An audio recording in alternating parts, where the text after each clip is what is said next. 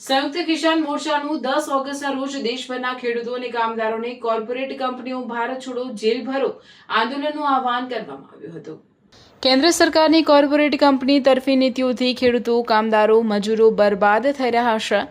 સરકાર America, Europe સાથે મુક્ત વ્યાપાર સમજૂતી કરી વિના ડ્યુટી ખેત પેદાશોને ભારતમાં લાવવાની છૂટ મળતા ખેડૂતોની ખેત જણસી, કપાસ, સોયાબીન, ઘઉં, મકાઈ જેવા પાકોના ભાવ તળિયે બેસી ગયા હતા।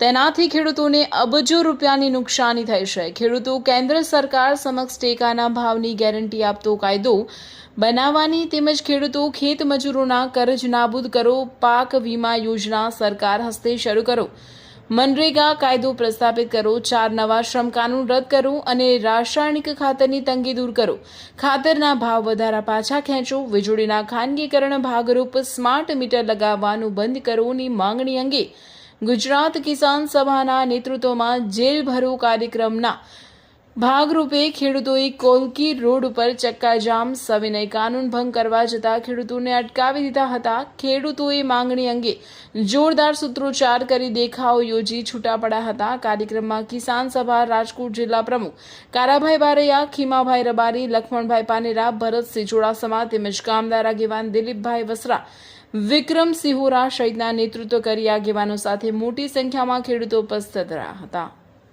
અત્યારે જે સમસ્યાઓ છે એનાથી જે ખેડૂતો પીસાઈ રહ્યા છે એ આજની ભાજપ સરકારની તાનાશાહીના હિસાબે રાષ્ટ્રીય કાર્યક્રમ હોવાનું કારણે આજે ભારત દેશની અંદર જેલ ભરો કાર્યક્રમ રાખવામાં આવેલો છે। એના ભાગરૂપે ઉપલેટામાં પણ રાખેલો છે અને ખેડૂતો અનેક સમસ્યાઓથી પીડાઈ રહ્યા છે।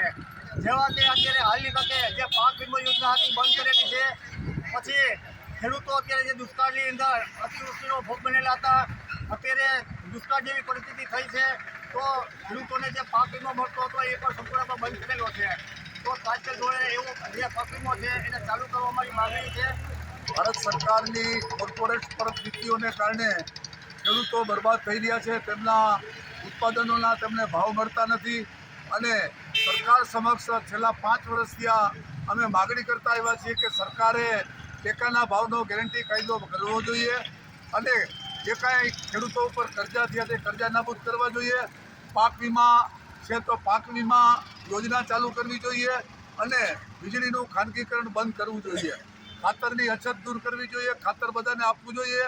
આવી વિવિધ માંગણીઓને લઈને આજે દેશભરમાં જેલ ભરો કાર્યક્રમ જાહેર કરવામાં આવ્યો છે। આ કાર્યક્રમથી સરકારને મેસેજ દેવા માંગીએ છીએ કે જો તમે અમારે માંગણીને સંતોષ નહીં કરો તો અમે આગામી સમયમાં આથી પણ ઉગ્ર લડત કરવાના છીએ।